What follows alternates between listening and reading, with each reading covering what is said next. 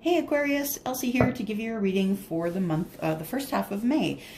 Do I know I'm late? Absolutely, and I'm sorry about that. I come here and give you guys these free readings when I have the time to do that in between personal readings. So, personal readings have been keeping me a little busy these days, so I apologize for the late reading, but here we are nonetheless. So, I am here to do a reading for the first half of May for Aquarius, Sun, Moon, Rising, Venus, and Jupiter.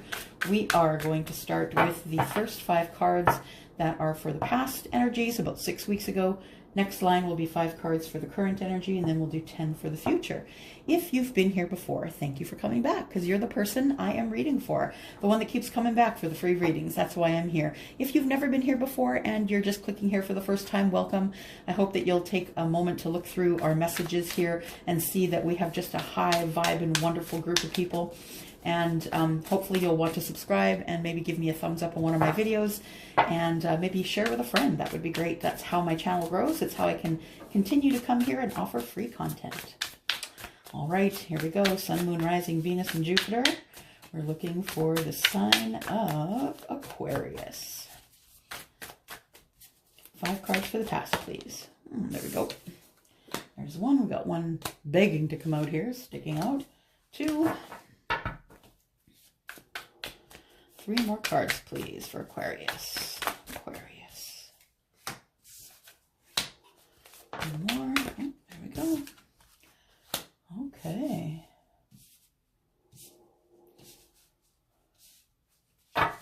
We start off with Aquarius. We have, sorry, upside down. We have the Hanged Man. So you're thinking about something. You are trying to look at something from a different point of view. You're trying to, being very analytical as analytical as an air sign is. So Aquarius, Libra, and Gemini, you guys are quite analytical, and you're all about the communication connection, all about, crossing the T's, dotting the I's. And I think that you're trying to look at something from all corners before you make a decision. And that's really a good thing. So you're in the Hanged Man position, trying to see something from a different perspective.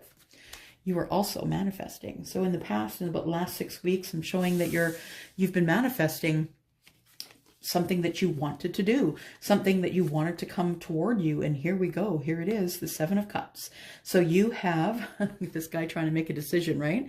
You have the 7 of Cups here. This guy's trying to make a decision. He's got a lot of opportunity.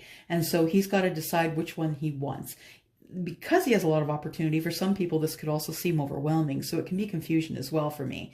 As a reader, I see it as also being very confusing, because 7 cups is a lot to choose from. And how do you know you're choosing the right one? Well, manifestation is probably the thing that you're going to do once you are presented with all these opportunities. I feel like in the past you have been juggling like crazy.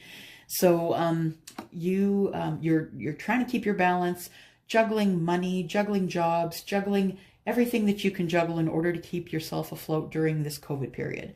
And you are doing a great job. You look great. You are keeping all the balls in the air, which is what you need to do. And that's good, because good news is on the way. Passionate news is on the way. Page of Wands is someone who could be younger than you that brings in a message.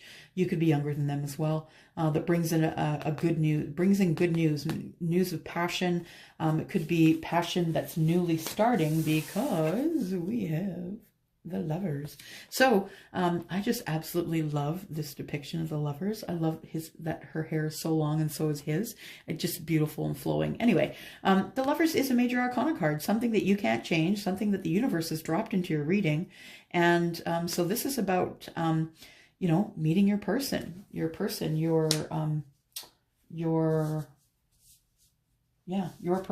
soulmate person.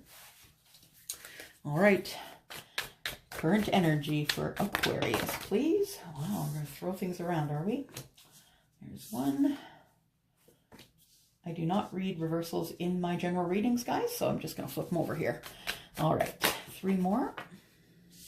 There we go. 2 more, please, for Aquarius.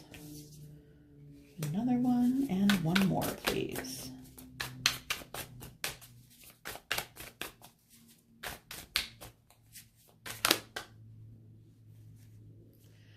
We'll take that one. Whoops.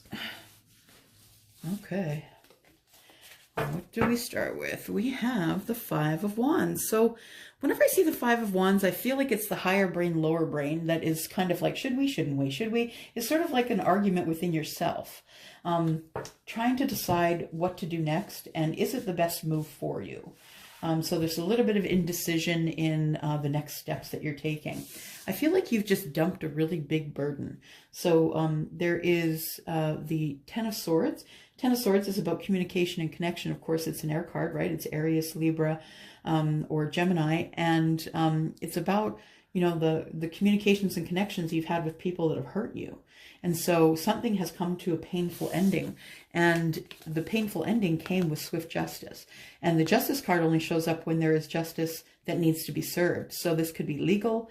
This could be, Ten of Swords could be dropping your, you know, all the head games that people play with you, dropping all of those and bringing justice into your life, bringing balance back to your life. So something has happened that is bringing balance back into your life and giving you total and complete reciprocity.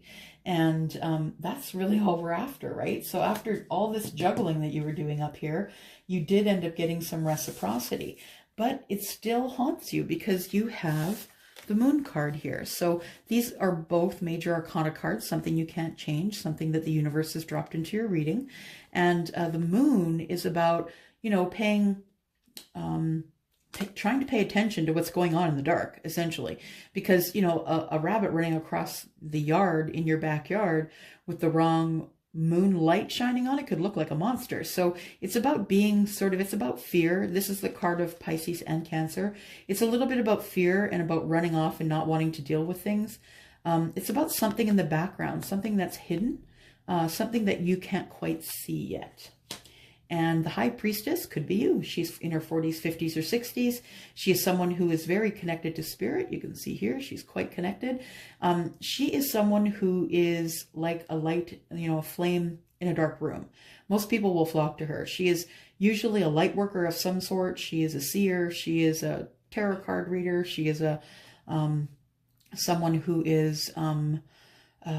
you know, someone who could be psychic or a medium. She is someone who has some sort of a power. She is a high priestess and she is the keeper of secrets. So this tells me as well, these two cards tell me that there is something that you don't know that is about to come forward in the present time here. So this, I can't tell you whether it's good or bad, but what I can tell you is that this casts a little bit of fear and shadow, and this is about secrets in the background. All right, that might be why you're arguing with yourself, just saying. Let's go for 10 cards for the future. Start it with 4, 2, 3, and one more. One more, please, for the future. Take one off the top here. There we go. All right. And here we have again, you're still in the Hanged Man position. So really thinking it over, making sure that you have everything that you need before you go forward. We've got a couple of things here. So we have the Three of Pentacles. Now the Three of Pentacles is about building. It could be building a business, building a relationship. But then we have also the Three of Swords, which is about heartbreak. So I feel as though you're ready for a relationship, but you're still thinking about the heartbreak in the background. That, this depiction really just gets me right in the feels. If you can see, she's got it wrapped around her chest and she's just screaming because her heart's being pulled in many directions. And I feel as though in the past you may have had your choice of lovers, and perhaps you decided just not to. You decided just to grow your own, you know, just to water your own flowers and to grow your own flowers instead of waiting for someone to bring them to you. You've been dealing with heartbreak for a while, I think.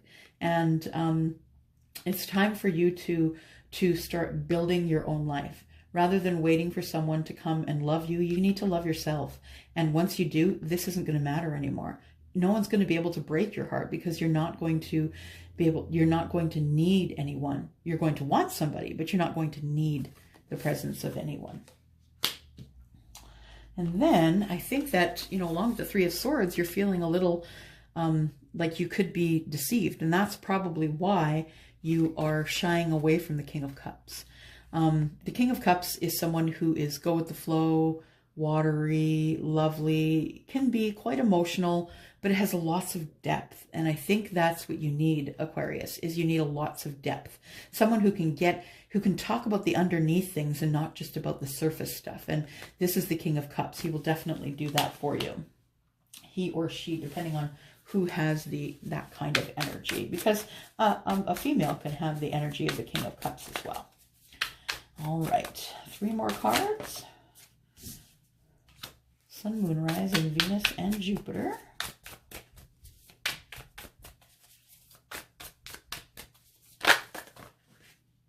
Got 2 more here. Is it 2? Yep. There we go. Good. What do we have here? Ah, it's the King of Wands, so passion.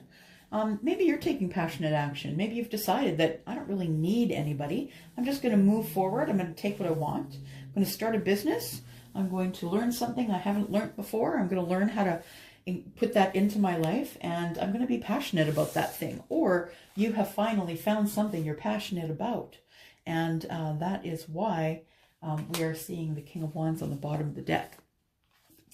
We have, to start with, the 7 of Pentacles. 7 of Pentacles is just before the 8 of Pentacles. 8 of Pentacles is harvest. 7 of Pentacles is sowing the seeds of intention and then waiting. So this person here is waiting for the right time to be able to pull the pentacles out of the ground. I love that depiction. And this is waiting for something to come forward. Now, in the meantime, I feel as though you feel like you're going to be hurt by someone or something. And so you're holding this purse to your chest. Hopefully no one's going to hurt you in the heart. I think that your walls are up and you're not exactly vulnerable with people. That you are not very vulnerable with people because you have been hurt a lot in the past. The Knight of Wands is here, and the Knight of Wands is bringing in passionate love messages. The Knight of Wands will come in possibly for one night of passion and then leave, and may come in again. But it is all about the fiery energy of passion. So you know, if you're not down for just the one night of passion, don't get suckered into it. You know, it's not hard to find one night of passion. It is hard to find a relationship, but it all depends what your focus is on and what you want in your life. And 2, oh, look at that. The King of Passion came out too. 1 more. Ooh. Let's see what we threw on the floor, because you know I can't get a reading done without throwing something on the floor, right? There we go. Ooh, look at that. Oh my goodness. Well, we have a soulmate couple here. So I've never pulled the King and Queen of Wands side by side, to be honest. Yeah, you've got a soulmate coming. And I would say that you're going to meet somebody who's someone that you are going to recognize via their soul and not really the shell that they've come in. But the Queen of Wands and the King of Wands are both very happy and passionate, and beautiful, beautiful energy here. Yeah, you have a soulmate coming. We didn't look at the bottom of the deck. We should though, right? 10 of Wands, you're dropping your burdens. And that might be why you've been rewarded with your soulmate. Last card. Last card for Aquarius. Sun, Moon, Rising, Venus, and Jupiter. 1 more card, please. Last card, please. We'll take this one. And we have the Fool. Check that out. We have a new beginning coming up with your soulmate. Yep. I think you can expect this probably sometime this summer, maybe August. We are in May right now, so this is April, May, June, July, August. August or September, we're looking at you meeting someone who is special to you, who is your love mate, and you're going to meet them in Temperance.